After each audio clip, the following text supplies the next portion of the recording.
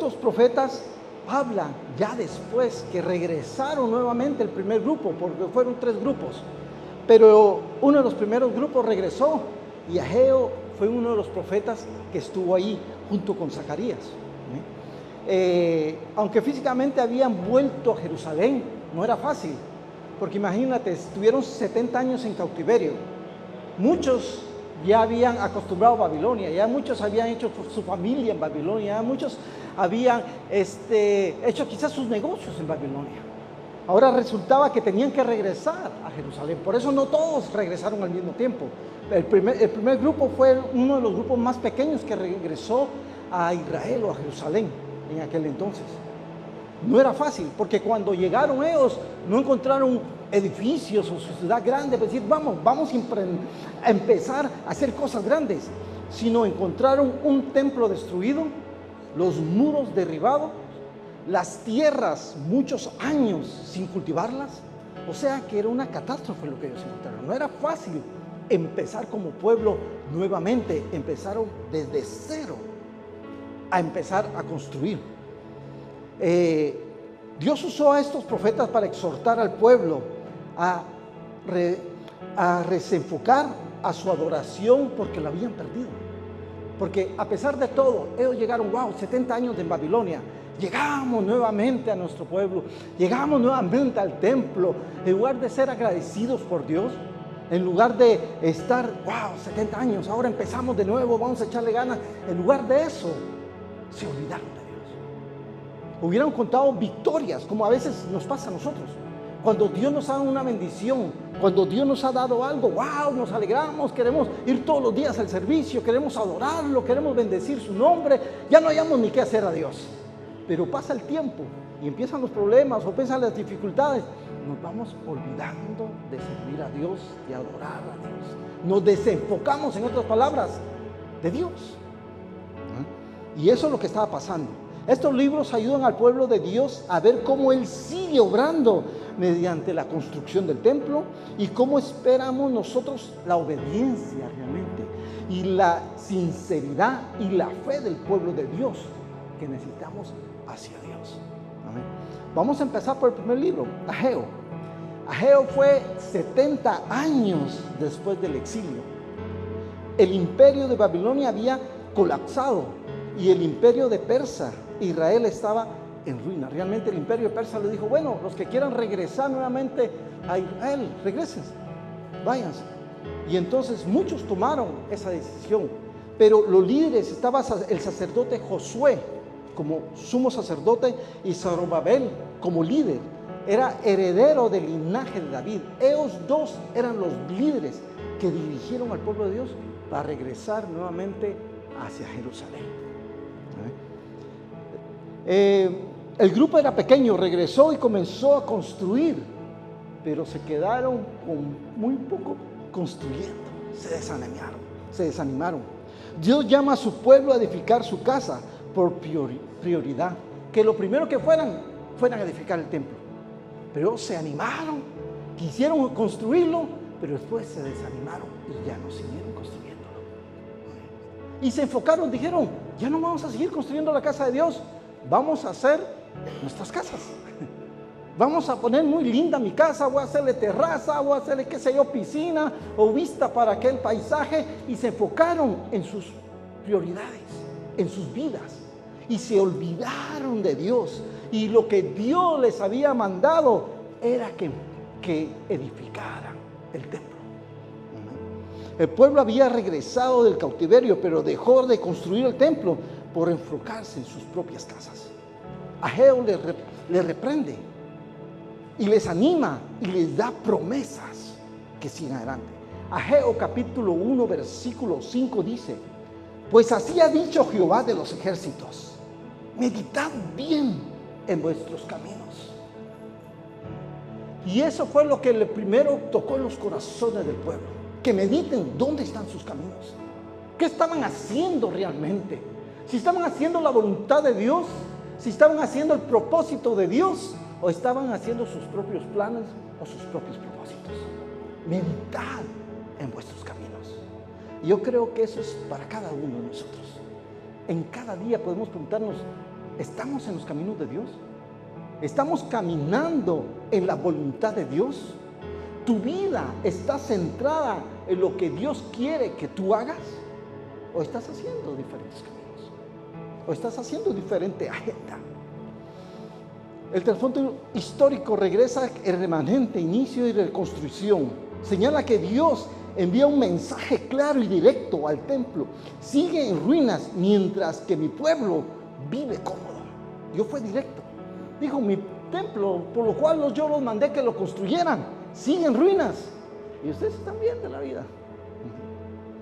En el versículo 9 dice Jehová de los ejércitos, por cuanto mi casa está en desierto, cada uno de vosotros corre hacia sus propias casas.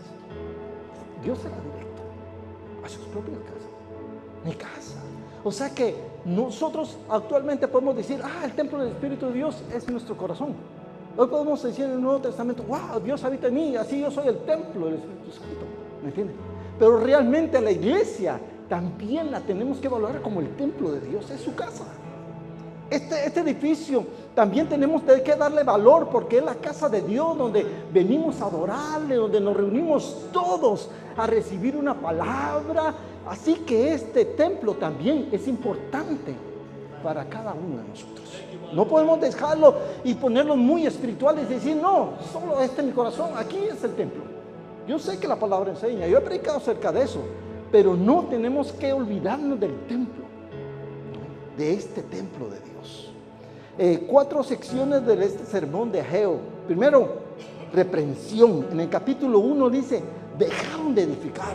Lo reprende, lo regaña. Dejaron de edificar, dejaron de hacer lo que tenían que estar haciendo en mi casa. Y yo creo que cada uno de nosotros tenemos que evaluar el trabajo que tenemos aquí en la iglesia. Que no dejemos de edificar la obra de Dios, que no dejemos de edificar este templo de Dios. Segundo fue el estímulo. La gloria, dice, postrera será mayor que la primera. Porque ellos decían, wow, el templo de Salomón, ¿cuándo lo vamos a construir? Igual manera, si cuando Salomón lo construyó con los mejores materiales lo construyó. Le puso los mármoles, le puso oro, todo era precioso. Ahora nosotros venimos del cautiverio. ¿Cómo vamos a lograr construir un nuevo templo? Que wow, que la gente lo mire y se admire de ese templo. Pero Dios le dijo, este templo, su gloria va a ser mayor que la primera. ¿Por qué? Porque ellos tal vez no tenían el mismo material para edificarlo. Pero en ese mismo templo, un día Jesucristo iba a estar caminando. Que la gloria de Jesucristo mismo iba a andar en ese templo. O sea que sí, la gloria iba a ser mayor que la primera. No solo era solamente la gloria de Salomón, la gloria de los líderes de aquel entonces, sino la gloria del mismo Señor iba a estar en el templo. Por eso él estimulaba, mayor que la primera. Ageo les recuerda 3 cosas: el pacto de Dios, la presencia de su Espíritu Santo y la gloria venidera. Son lo que realmente en el libro de Ageo les dice y les recuerda estas cosas. Este libro nos recuerda que nuestra prioridad puede ser desviada fácilmente. Como ellos se desviaron lo que Dios le había dicho. No valorizaron las cosas de Dios, no valorizaron el templo de Dios. Y realmente todos nosotros tenemos el peligro de desviarnos. Y yo creo que en parte de nuestra vida nos hemos desviado. Yo me he desviado y me he desenfocado en lo que realmente son las cosas de Dios. Me he desviado. Pero Dios siempre quiere que nosotros tengamos en cuenta estar en su voluntad, en el propósito de Dios, en los planes de Dios que tiene para cada uno de nosotros. Aunque hagamos cosas buenas para nosotros mismos, si descuidamos lo espiritual, nos estancamos en nuestras propias áreas. Porque si queremos tener éxito en la vida, o familiarmente o personalmente, y decimos, voy a dejar la iglesia un ratito, voy a descansar de la iglesia y me voy a ir a cumplir mis sueños, voy a trabajar un poquito más para hacer una casa más grande. y queremos hacerlo de esa manera, estamos totalmente equivocados. No es el camino para ser bendecido. Y aquí Ageo lo explica bien claro. En Ageo capítulo 1, versículo 9 y versículo 10 dice, Dios diciéndole, buscáis mucho, halláis poco. Encerráis en casa y yo lo dispersaré en un solo soplo. ¿Por qué? Dice Jehová de los ejércitos. Por cuanto mi casa está desierta y cada uno de vosotros corre a sus propias casas. Por eso se detuvo en los cielos sobre vosotros la lluvia. La tierra detuvo su fruto. Cuando tú pones a Dios primero en tu vida, la bendición te va a seguir. Cuando tú pones las cosas de Dios y trabajas para la obra de Dios, Dios te va a bendecir tu familia o lo que tú hagas. Pero si tú pones tus planes personales primero, ahí no está la bendición de Dios. ¿Okay? El secreto del éxito del ser humano no es cuánto va a tener el dinero en el banco, no va a ser cuántos títulos va a tener en la tierra, o no va a ser cuánto va a practicar para ser el atleta mayor de todo el mundo. El secreto del ser humano es poner a Dios primero y la bendición de Dios abre las puertas. No, aunque haya tierra seca, Dios mandará su lluvia a tu casa y te bendecirá. Ahí está el secreto del éxito del ser humano. Y el libro de Ageo nos enseña eso. Pueblo, vinieron ahora y se olvidaron ahora de mí. Acérquense, aquí está el secreto. Primero las cosas de Dios y olvídate, Dios se va a encargar de bendecir tu casa. Ellos actuaron diferentemente. Dios quiere que pongamos su casa, su voluntad, primer lugar en nuestra vida. Vamos a Zacarías. Zacarías estaba con el mismo tiempo con Ageo. Estaba en los mismos 70 años después del exilio. Dios reafirmó su celo por Jerusalén anunciando al Mesías. O sea que Ageo se vino a motivarlos a que siguieran construyendo, y Zacarías le estaba enseñando otra profecía y hablándole más claro en otras cosas. Zacarías tuvo visiones, tuvo sueños que quiso compartir para ese entonces, pero hasta el día de hoy nosotros lo estamos esperando. ¿Amén? Fue contemporáneo con Ageo, motivado terminando también de construir el templo. Zacarías tuvo una serie de visiones proféticas. Presentes profecías detallan sobre el Mesías, su venida, el rechazo y el reino futuro. Zacarías tenía sueños y visiones que les hablaba al pueblo, pero se enfocaba en el Mesías, en el Señor Jesucristo. En aquel entonces, que estaban construyendo un templo, que estaban queriendo hacer nuevamente grande su país, por decirlo así, Dios viene y se revela y les enseña algo, diciéndole acerca del Mesías. El mensaje central es el fervor, el celo a Dios en Jerusalén. Él tuvo 10 visiones aproximadamente, pero no voy a hablar de las 10 visiones porque no da el tiempo. Pero Dios se manifiesta a través de estas visiones y les enseña al pueblo de Él. Por ejemplo, una de las visiones era 4 jinetes que andaban en caballo. Es una mira de Dios sobre las naciones por el abuso a sus hijos. O sea, que habla de la justicia de Dios, que Dios venía a defender sobre los reinos que se habían levantado contra el pueblo, se levantarán contra el pueblo de Israel. Por ejemplo, Babilonia, el Medio Persas, Grecia y Roma. Y después tuvo otra visión de cuernos, de 4 cuernos, que simbolizaban las naciones que dispersaron a Jerusalén. ¿Se acuerdan? En aquel entonces siempre venían los enemigos y dispersaban Jerusalén. Siempre Israel tiene enemigos alrededor. Dicho sea paso, hoy estamos viendo algo así en las noticias. Los enemigos de alrededor están en contra de Israel. Y así venían y dispersían. Otra visión fue un grupo de carpinteros que dispersaron los cuernos. Esto se refería a la imagen de Persa. De Persa vino a venir contra Babilonia. Babilonia tenía cautivo a los judíos. Entonces vino y entonces los de Persa vinieron a destruir Babilonia y los dejaron ir entonces. Eso se refiere al del carpintero. Hubo otro de un hombre con un cordel de medir. Esto habla de la promesa hacia Jerusalén de reconstruirla nuevamente. Y el Señor sería el muro alrededor de ella. Wow. O sea que estaban en todo eso, pero Dios le estaba dando sueños y visiones. Y así mismo Dios aún usa la profecía y sueños para hablarnos hoy en día. ¿Qué es lo que Dios te ha dicho a ti? ¿Qué es lo que Dios te ha prometido a ti? Sigue enfocado en lo que Dios te ha bendecido y lo que Dios ha dicho sobre tu vida, sobre tu familia, sobre tu ministerio o sobre la iglesia. Porque así como Dios dio sueños a Malaquías y se cumplieron, así mismo Dios, los sueños que te ha dado, las visiones que te ha dado, se van a cumplir. Porque Dios no es hombre para que mienta, ni hijo de hombre para que se arrepienta. Cada visión se cumplía. Y ahí mismo se cumplió que los persas vinieron, desarmaron a los Babilonia y dejaron libres a los del pueblo de Israel. O hubo otra visión, el rollo volando sobre Jerusalén. Eso habla sobre la palabra de Dios. El que la palabra de Dios juzga y santifica. Y eso iba a ser una ciudad santa, pura, a través de la palabra de Dios. Lo único que nos puede santificar es su palabra. Cuando tú te empapas de la palabra, tú conoces más el carácter de Dios, tú anhelas más las cosas de Dios, tú tienes hambre más de su palabra.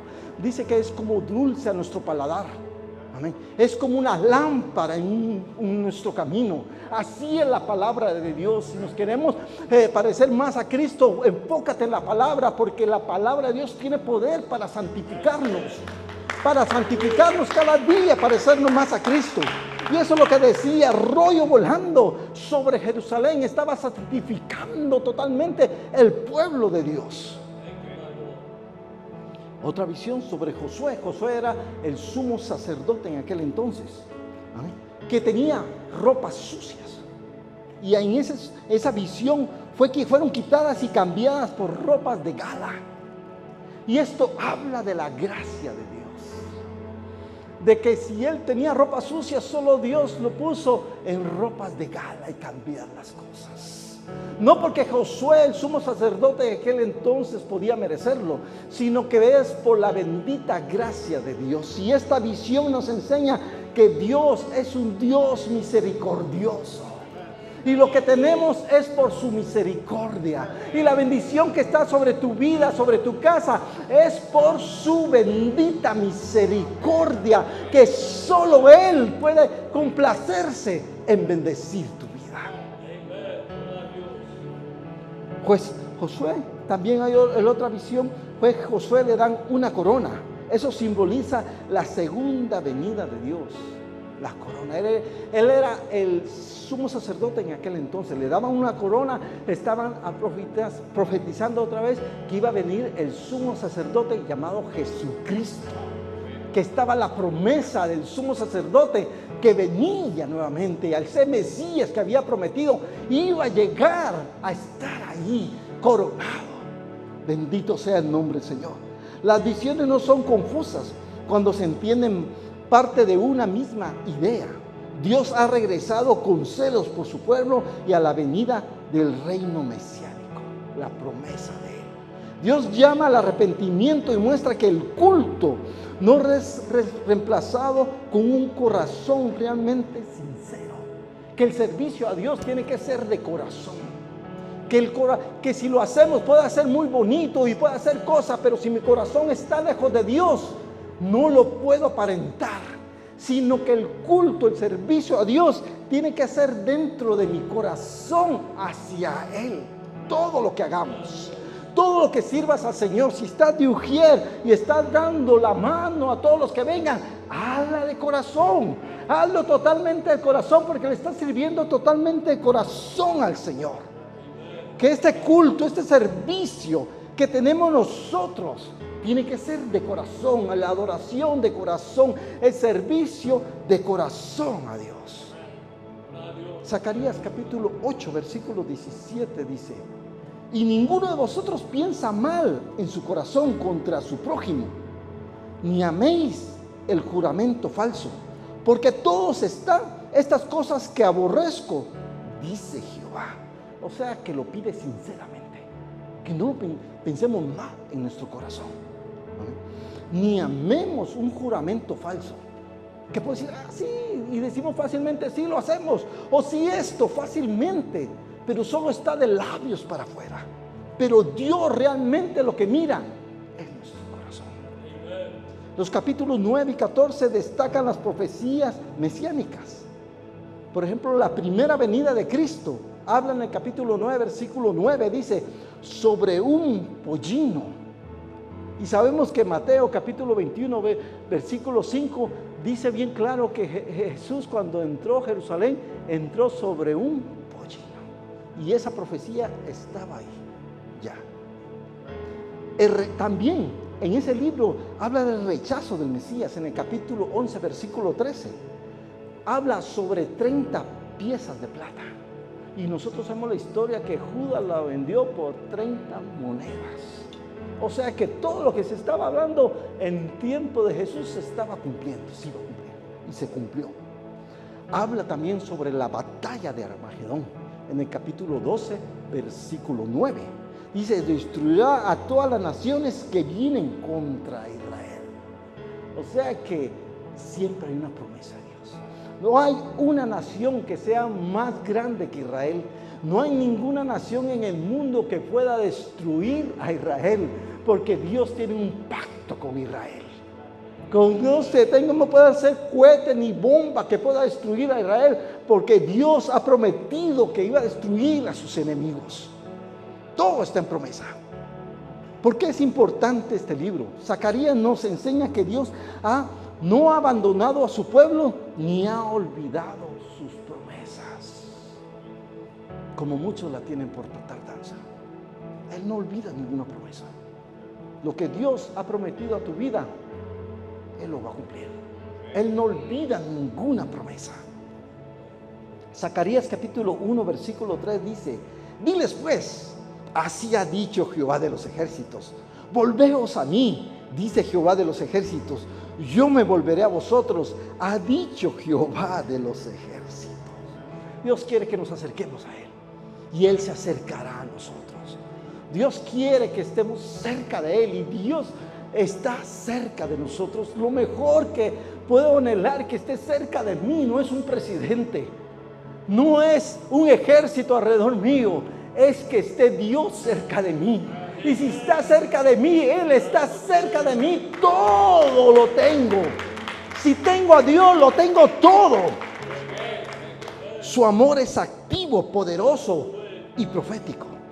Nos anima a mirar hacia el futuro con esperanza, haciendo que el Mesías vendrá a establecer su justicia y su gloria. Esa es la promesa, que un día ese Mesías vendrá y dará su justicia y su gloria a todas las naciones, inclusive nosotros veremos esa justicia y esa gloria. Vamos a Malaquías. Dios corrigió la frialdad espiritual de su pueblo. Malaquías fue unos años más, casi aproximadamente 100 años después de que ellos regresaron a Jerusalén. 10 años. O sea que ya tenían un poquito más de haber construido, ya habían hecho otro poco más, ya había pasado Geo y todo eso. Y ahora me impacta este libro porque Malaquías profetiza sobre la época indiferente, realmente espiritual, y el pueblo se ha enfriado realmente del amor de Dios, se ha apartado de Dios. Dios vino, los bendijo, hicieron, construyeron y todo, y ahora se apartan a Dios. Y eso, ahí se da temor, porque el temor que nos apartemos de Dios después de todo lo que nos ha bendecido, después de todo lo que nos ha protegido, después de todo lo que nos ha amado, después de todo lo que nos ha sanado, hemos visto su provisión, hemos visto su sanidad, hemos visto las maravillas de Dios, hemos visto todo, y después apartarse de Dios es duro. Ten cuidado con tu corazón y ten cuidado de no apartarnos de Dios. Malaquías es el último profeta del Antiguo Testamento. Habla después de Nehemías, a través de la serie de preguntas. Imagínate, cuando yo leía esto, wow, cómo somos ingratos los seres humanos. Quizás directamente no le he hecho preguntas así a Dios, pero me he dado cuenta, wow, esta casa con que una vez le pregunté esto a Dios. Y ellos vinieron y le preguntaban a Dios, como diciendo, Dios les decía algo, y diciendo, ¿cuándo tú lo hiciste? Por ejemplo,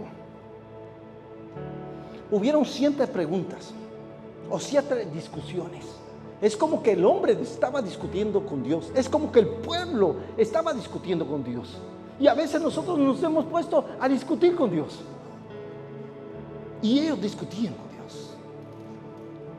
Ya no me aman, en otras palabras. Y el pueblo decía, ¿en qué nos amas? Dios dijo, los amo. Y ellos dijeron, ¿en qué nos amaste? Como diciendo, Dios tú no has hecho nada con nosotros. ¿En qué tú nos estás amando a nosotros? Y entonces el Señor les recuerda, recuérdense que elegí a Jacob y sus ancestros que a Esaú, que desde ahí los separé como pueblo mío, que desde ahí los separé y los bendije como la simiente de Jacob. Recuérdense que sí los amo. Y el pueblo decía, ¿cómo nos amas? Y mira, estamos aquí todavía en 100 años y no estamos como una gran nación. ¿En qué tú nos amas? ¿Has dudado alguna vez el amor de Dios en tu vida? ¿Has dudado y has dicho, ¿será que Dios me ama? ¿Será que Dios aún me quiere? ¿Has dudado del amor de Dios? El pueblo dudó del amor de Dios. Otra pregunta, ¿en qué hemos despreciado tu nombre? ¿En qué lo hemos hecho? Como diciendo, ¿en qué hemos hecho esto? ¿En qué momento te despreciamos tu nombre? Dios responde con las ofrendas enfermas, porque se recuerdan que tenían que llevar hacia el templo un holocausto, dar ofrenda al mejor becerro, el más gordo, el más lindo, el más nuevo, dárselo a Dios. Ellos habían hecho todo lo contrario. Ellos decían, bueno, voy a cumplir con lo que Dios me está diciendo que haga, pero esta ovejita está enferma, esta creo que ya no me sirve para nada, la voy a agarrar y la voy a poner al sacrificio a Dios. O sea que llevaban al sacrificio, pero le daban lo peor a Dios. Y no solamente, los sacerdotes permitían eso. Los sacerdotes decían, bueno, lo vamos a hacer. O sea que en su corazón estaban aparentando hacer algo bueno, pero estaban dando no todo lo bueno. Y entonces ellos todavía dudando le dice, ¿qué? ¿Hemos menospreciado tu nombre? ¿En qué? ¿Lo hemos menospreciado? A veces no nos damos cuenta y menospreciamos el nombre de Dios. Porque si tú vas a hacer algo con Dios, hazlo el 100% para Él.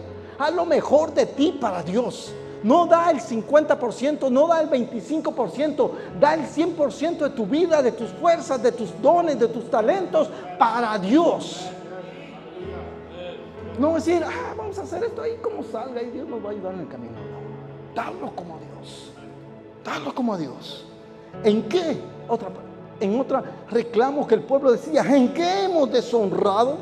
Dios responde, en la idolatría. Ellos habían permitido la idolatría, ya no adoraban a Dios. Los hombres se habían divorciado de las mujeres israelitas y se habían ido a casar con otras, y estas mujeres habían traído sus ídolos. Entonces están abriendo puertas para ya no adorar a Dios. Y ellos decían, ¿en qué hemos deshonrado tu nombre? Dios les dice, en esto. Otra pregunta, ¿en qué te hemos cansado? Como diciendo, nosotros no hemos hecho nada, es un angelito, ¿cómo te vas a cansar de mí? Diciéndole al pueblo, ¿en qué te hemos cansado? Israel, donde estaba de Dios, era injusto, porque ellos decían, Dios es injusto, Dios no hace justicia con nosotros, nos sacó de Babilonia, pero no es justo Dios con nosotros. Pero Dios le responde y les manda un mensaje que prepara al pueblo para un encuentro personal con Dios, que va a haber un fuego purificador de Dios, que Dios va a purificar y que Dios sí es justo. ¿No te has hecho una pregunta alguna vez en tu vida? ¿Es justo Dios conmigo? ¿Por qué Dios no es justo conmigo? ¿Por qué los demás esto y yo no? ¿Te has hecho tú a veces la pregunta como ellos se hacían? ¿En qué? ¿Tú eres justo, Dios? Pero realmente Dios es justo. Y Dios iba a mandar su justicia sobre ellos. Bendito sea el nombre del Señor.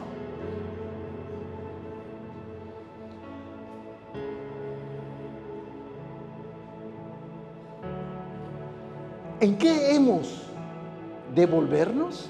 Otra pregunta. Dios los confrontó que se apartaran de la ley, porque ellos dejaron la ley, ya no seguían la ley, ellos siguieron viviendo como ellos querían, ellos no querían hacer caso. Entonces, ¿en qué tenemos que volvernos? Dios le dice, vuélvanse a la ley, vuélvanse a mi palabra. Otra pregunta, ¿en qué hemos robado? Dios confronta al dejar de diezmar y ofrendar a su templo. Los confronta, como diciendo, ¿en qué te hemos robado, Dios? Si tú eres el dueño, y podemos pensar, Dios es el dueño, hizo el cielo y la tierra, ¿cómo yo voy a ofender a Dios? Si mis diezmos o ofrendas no le doy a Dios. Realmente no tenían esa visión de darle a Dios. Los diezmos y las ofrendas es algo para nosotros, ser bendecidos, no es para bendecir a Dios. Porque Dios es el dueño del oro y la plata. Dios es el dueño de la tierra, de las montañas, del río, de todo lo más valioso, de todo el oro que existe aquí en la tierra. Él es el dueño de toda perla preciosa, de todo lo más caro del mundo. Él es el dueño, Él no necesita nuestro dinero, pero sí nos da la oportunidad de diezmar y ofrendar. Y si no lo hacemos, le estamos robando a Dios. Y más que todo eso, te está robando una bendición para tu vida. Estás cerrando una puerta donde Dios no te puede bendecir. Yo puedo decir, Señor, bendíceme, dame esto, dame el otro, pero si yo no diezmo y no ofrendo, Dios, ¿cómo va a abrir esa puerta? La puerta de la bendición, de la prosperidad, más que abrirla en oración y de rodillas, la abres con tus diezmos y tus ofrendas, y vas a ver si Dios dice que no abrirá la ventana de los cielos y te bendecirá. Puedo pasar 2, 4, 20 días ayunando para que Dios me llene de riquezas. Pero si no diezmo y no ofrendo, eso no va a suceder. El secreto es ser fiel a tus diezmos y tus ofrendas. Y Dios te va a bendecir. Y Dios te va a abrir las puertas que han estado cerradas. Y a Él se los dice. ¿En qué hemos hablado contra ti? En capítulo 3, versículo 14 dice, por lo demás, en serviros a Dios. ¿Qué aprovechamos en guardar la ley? ¿De qué nos sirve a nosotros servir a Dios si Dios no hace nada por nosotros? Ellos estaban pensando. Pero en el versículo 16 del capítulo 3, Dios les contesta. Entonces los que temían a Jehová hablaron cada uno a su compañero. Y Jehová escuchó y oyó, y fue escrito el libro de memoria delante de él para los que le temen a Jehová y para los que piensan en su nombre. Hay un grupo que le teme a Dios y otro que se ha olvidado de Dios. Dios mandó a decir, escriban un libro, hagan una memoria. Y yo dije, wow, es como un diario, se le puede decir, de algo. Y eso es lo que tenemos que tener quizás en tu corazón. Haz memoria de lo que Dios te ha bendecido. Nunca olvide la puerta que Dios abrió un día. Nunca olvide la sanidad que Dios hizo un día. Siempre sea agradecido con Dios, porque si no sabes qué orar, solo recuérdate de lo que Dios ha hecho. Abre tu libro de memoria y vas a parar adorando y glorificando a Dios con todo tu ser, porque hay motivos para adorarlo siempre. Dios, haz un libro, haga un libro en mi memoria. Y termina con una promesa, y Él viene. Dice Malaquías 4:2, dice, mas a vosotros los que tenéis mi nombre, nacerá el sol de justicia, y sus alas traerán salvación, salterios como becerros de la manada. Él viene, hay promesa, hay gozo y tenemos alegría porque Él viene. Bendito sea el Señor. Malaquías 3:17, y será para mí especial tesoro, ha dicho Jehová de los ejércitos. En el día que yo actúe y los perdonaré, como el hombre que perdona a su hijo que le sirve. Vendrá ese día de misericordia. Ya vino un día para nosotros, el día que nos ha perdonado, y cada vez que ofendemos viene el día de misericordia, que le pedimos perdón y Él nos perdona. Siempre hay un día de misericordia, y veremos un día de misericordia cuando estemos en la presencia de Dios, y nada ni nada nos va a separar. Hemos fallado aquí, tenemos un cuerpo que cometemos errores, pero más poderosa es la sangre de Cristo, más poderosa es el día de misericordia de Dios para nosotros. Con esto concluyo. Los últimos 3 profetas del Antiguo Testamento no solo cierran una época, sino preparan el camino para una nueva era. Sus mensajes confrontan el descuido espiritual, pero también anuncian la fidelidad de Dios y la llegada del Mesías. A esperar con gozo el cumplimiento de las promesas de Dios. Él viene y su gloria será mayor que la primera. En eso estamos. Gracias, Señor, por tu misericordia, y gracias por tu bondad. Bendito sea el nombre del Señor. Y cerramos el Antiguo Testamento. Gloria sea el Señor.